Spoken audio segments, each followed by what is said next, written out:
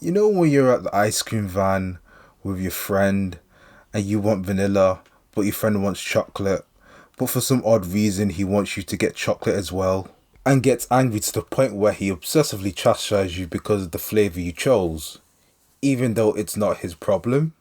Now, as a viewer, you're probably thinking to yourself, what's the point of this whole allegory I'm explaining?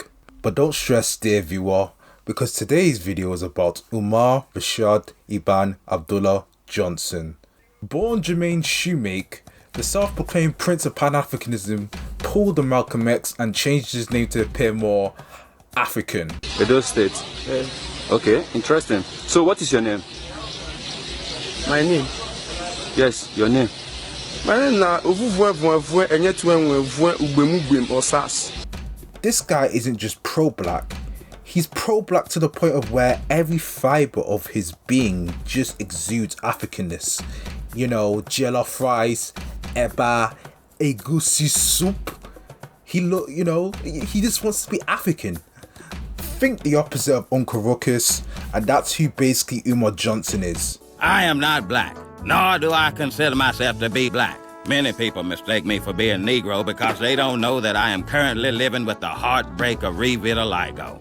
That's a skin condition that's the opposite of what Michael Jackson's got. Every morning I apply this topical ointment made of bleach and sulfur. I like to think it works. Luckily, I hadn't gotten much darker in the last few years. Imagine being in a room with those two guys. Over the past couple of years, you may have seen his online rants about how white people are in large racist and evil, and the cause to everyone's problems. To compete, all white people are racist. They must be. Racism cannot work unless all white people are racist. Racism is a group system of domination and monopolization of resources, privileges, and opportunities that are selfishly guarded by one group and used to disadvantage all members of another group. I think that's not the definition of racism, my friend, but who cares? He somehow managed to graduate college with a doctor's in psychology, even though he denies learning disabilities such as ADHD not existing. ADHD does not exist, neither does the learning disability.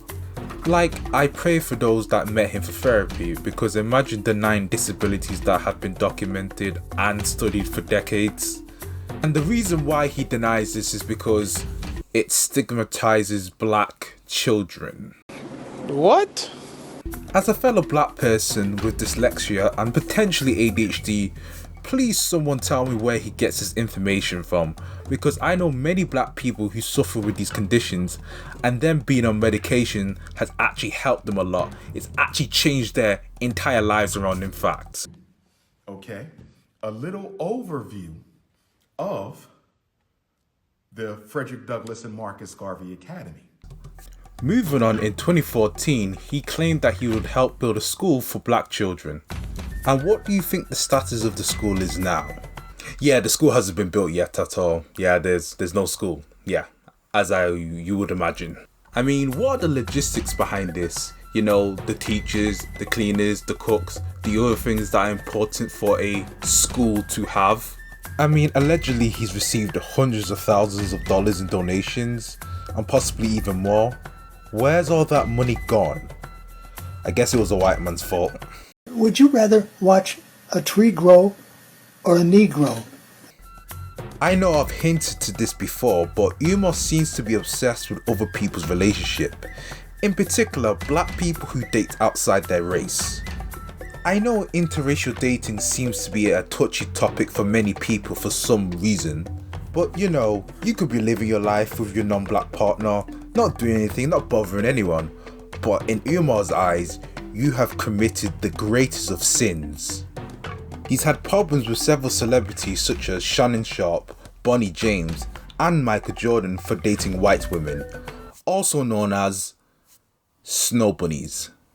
Black queens forever, snow bunnies never. I said black queens forever, snow bunnies never. I said black queens forever, snow bunnies never. Because in his eyes, dating someone from a different race is betraying your own race.